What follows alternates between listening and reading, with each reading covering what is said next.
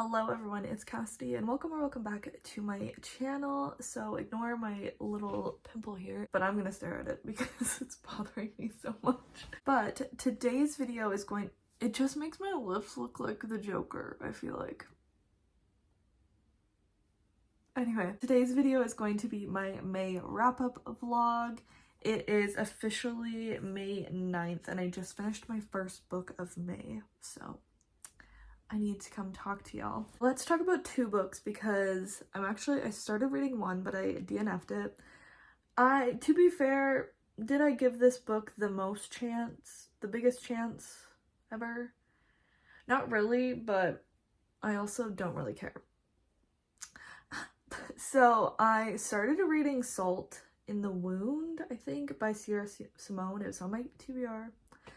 It's a little novella prequel kind of thing. I didn't realize it was a prequel to a series or like a start of a series when I got it, but I guess it is. And I started reading it. I've read probably 20 pages and I'm giving up. I have no interest in it. I'd read literally one page and then put it down. One page, put it down. So it's just not what I'm in the mood for right now. And maybe I'll never get back to it, but maybe I'll get back to it. So I don't know. So that's like the first book I tried to read, but I'm DNFing it, and that's fine for my TBR game. If I DNF it, then I DNF it. I don't have to finish books I don't like just to win my game.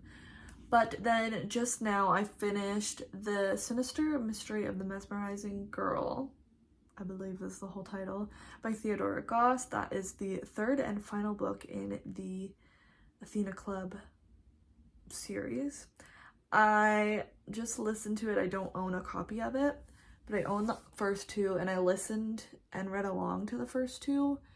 I think maybe I should have done that with this one. This series is like taking characters and stuff from Gothic literature and like not even just necessarily Gothic, but Frankenstein, Dr. Jekyll, Mr. Hyde, Moreau, even a bit in this last one it talks about Dorian Gray, Sherlock Holmes, Dr. Watson, Van Helsing, like so many different characters and all that. And we follow the creations and the daughters of some of them, so like Frankenstein and Dr. Jekyll and Mr. Hyde. And to be honest, I can't really remember what the first one is about. It's more of them like getting together and trying to take down this society, but they're trying to go against it because of like the cruelty it has created for them specifically, and they're gaining friends and other girls along the way. This was the conclusion to the story, and I think I definitely should have had the book to read along with because I think I paid attention to this less than the other books. There's just so many characters and so much going on a lot of the time that I found myself zoning out, or like if I missed something I felt like I was missing a lot. So this definitely was my least favorite of the series, but I think in the future I'll try and reread it and give it another chance. It wasn't bad, but I think I'm gonna give it like a 3.54, but it was still good, and I'm glad I finished that series finally. A good book to start the month off with, and finishing off a series is always like productive and always makes me feel good, so I'm happy about that.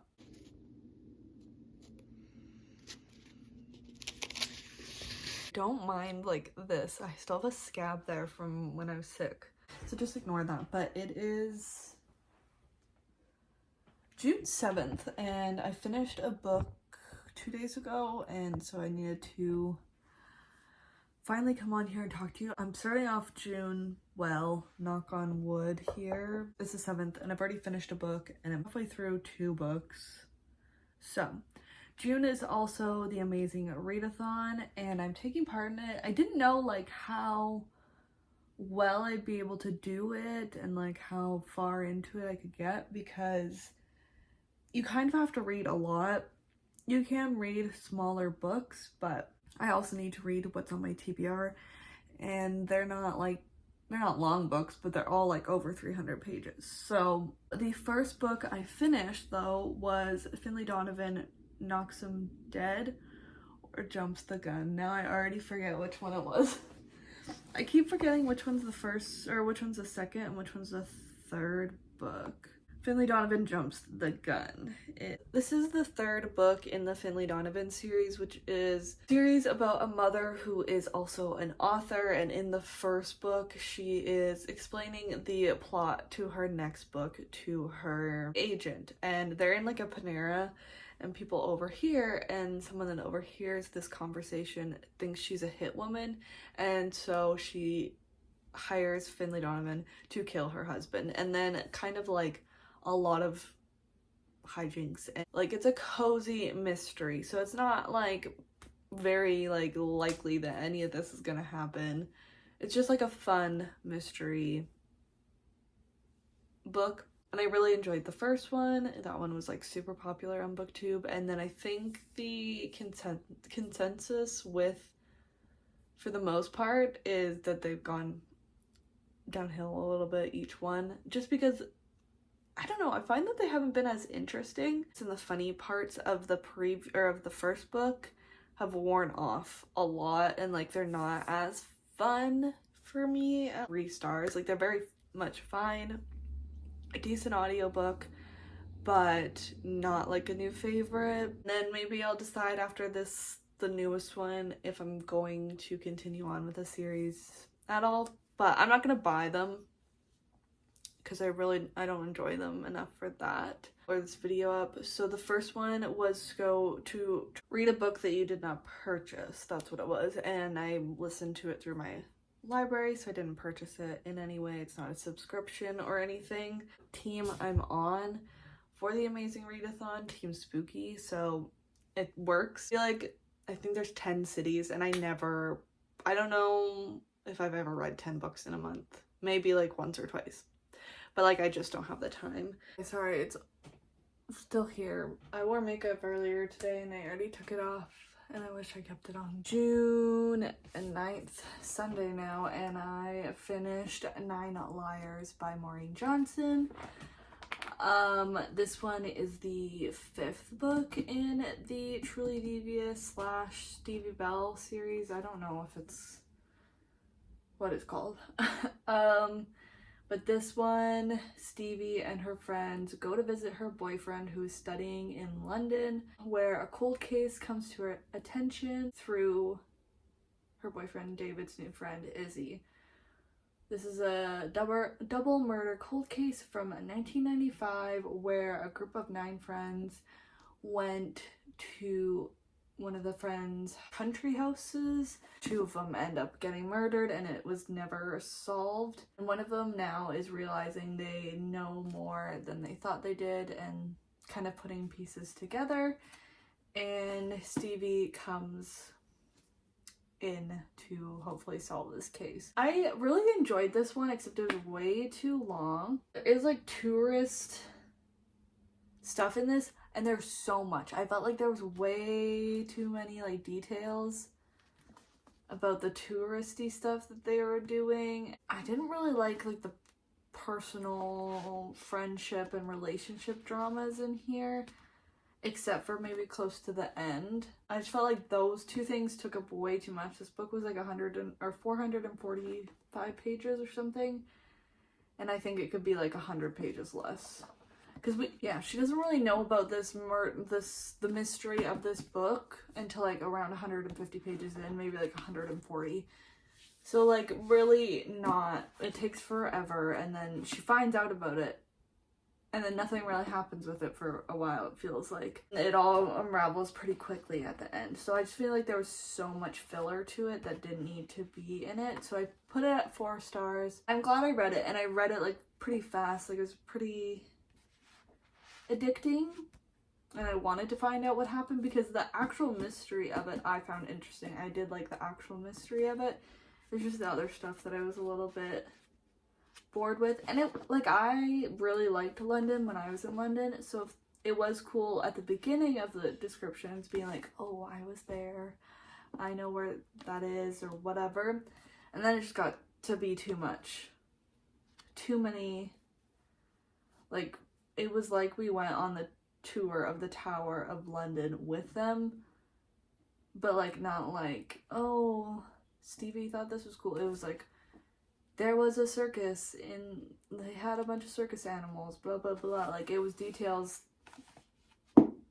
too many details about the Tower of London. Monday the 10th, and I finished another book. I finished Sable Peak by Devney Perry, which is the 6th and final book in the Eden series, which is sad because I'm done this series, which is always good. I'm finishing series, but it's sad because I love this series so much, and I just love this fictional family. So the Eden series is a series where we follow a different Eden sibling in each book. The Edens are like a founding family of Quincy, Montana, which is just a little small town. This last one we follow Mateo, who is, I don't know, like a lot of it gives away plot points from the last book, so I'm not really gonna say what his story is, but I was really excited from the beginning of this series to read Mateo's book because he's the youngest, and it was always kind of like he was the wild child. He fit in with his family, but like he always did his own thing. But we didn't really see that as much in this book, basically because of his situation, I guess. But also he probably is just growing up. So like for a big chunk at the beginning, 76 pages, it's just the girl's point of view and her being in love with Mateo for like 2 years before like anything happens. And it just felt a bit too long there, and I don't know, there's just points where it just felt a bit too long and repetitive.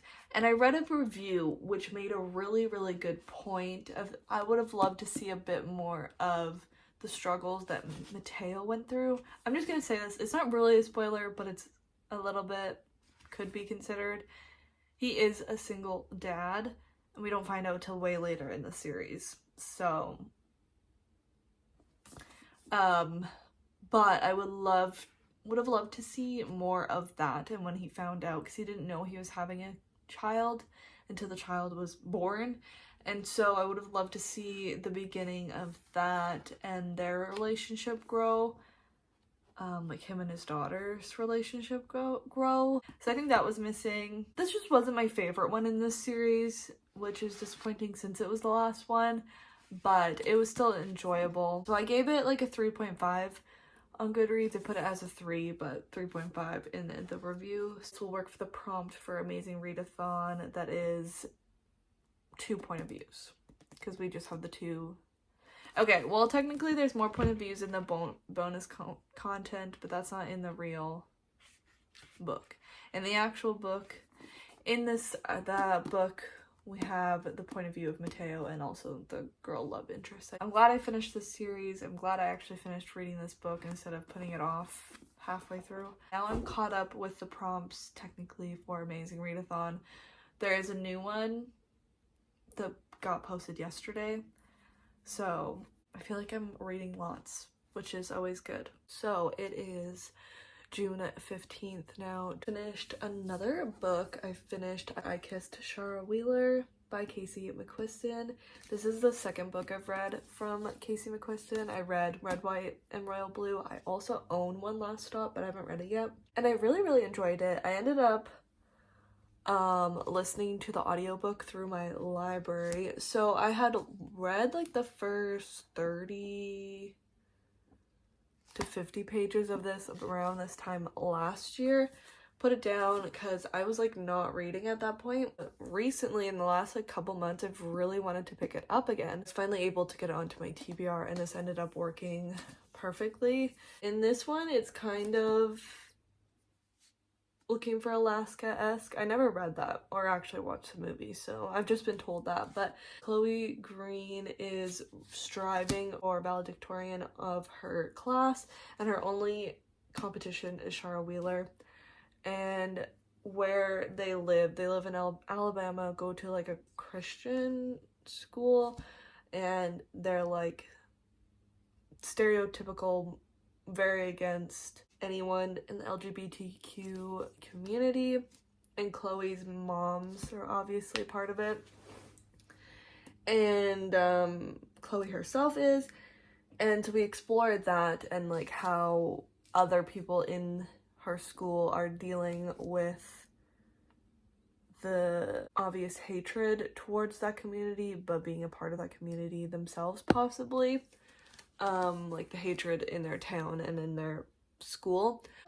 And then Shara kisses her and then disappears, but she starts leaving notes for Chloe, and then Shara's boyfriend Smith, and her next door neighbor Rory, and they are working together to get this clues in order to find Shara before graduation, because Chloe wants to lose or win against her fair and square, not just because Shara is gone. Very much a coming of age rom-com-y with a dash of the little mystery of where Shara is. I really enjoyed this one. I thought it was super fun. The audiobook was really good and it helped me read it a bit faster.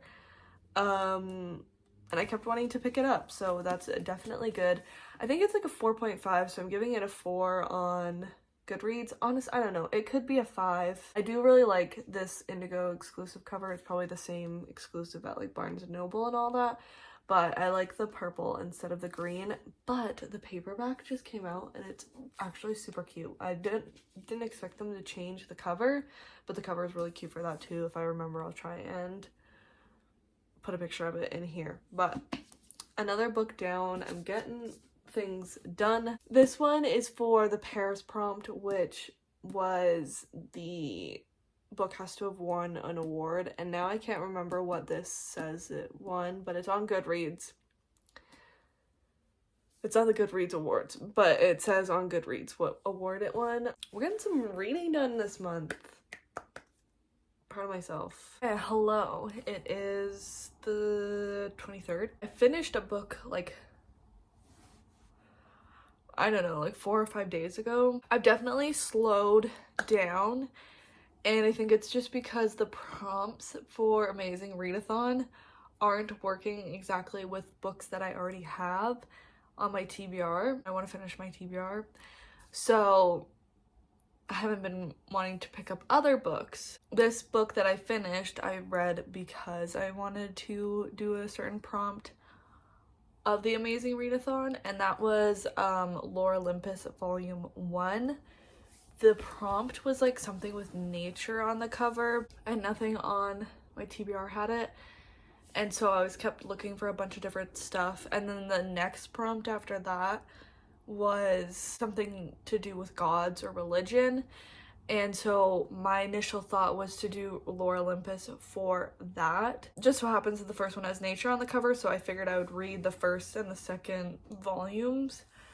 I just don't know that I actually really enjoy Lore Olympus. I don't know what I was expecting, but it's like not what I was expecting. And so I read it on Webtoons. I don't own it. So on Webtoons it's like 1 to 25.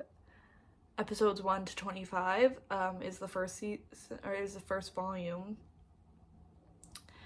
And yeah, I don't know. I just don't know if it's for me, and I was definitely just forcing myself to read it in order to fulfill this prompt. I might read one more volume just to see if I end up liking it, but I don't know. It's like a Hades and Persephone romance. I just don't feel like that much has happened to like grasp me. Obviously the ending of the first volume is like a lot, but that was like the first thing to like make me want to keep reading in the whole volume. So I don't know. I don't know what even the series is supposed to be about other than it's a romance between the two. I finished what is probably going to be my last book in June, and that was the reappearance of Rachel Price by Holly Jackson. I do have a vlog coming dedicated to this, but it will be up probably after this. This one's about a girl named Belle who, when she was 2 years old, her mom disappeared and hasn't been seen since, And when she disappeared, Belle was in the backseat of the car, and so no one knows what happened. Belle witnessed it, but obviously does not remember any of it. So it's been 16 years. She's 18 now, and there's a film crew there trying to do a documentary, true crime documentary, about the disappearance of Rachel Price. And then one day, Rachel Price reappears, and Belle's life is turned upside down, and she's starting to investigate what really happened to Rachel Price, and if she should believe anything that's really coming out of her mouth. If Rachel being on for the last 16 years was a choice, if she's telling the truth about anything. And yeah. I have a vlog coming for this, so I'm not going to give you too many thoughts, but I'm going to give this 4 stars on Goodreads, probably like 4.5. I really enjoyed this. It was really fast paced for like the second half. The first was a little bit slower, but the second was really good. I had a fun time reading this overall, and I think it was a really cool concept with the true crime documentary and the reappearance and all that. I feel like it was really fun. I would recommend this if you're into like the YA mystery genre. I think it was a good one, and I'm glad I read this. But since I think that's going to be the last book I read in June, hopefully you enjoyed my May-June wrap up. If you did, make sure to subscribe and give it a big thumbs up. Both those mean the absolute world to me. And comment down below what you read in May and June, and I will see you in my next video. Bye.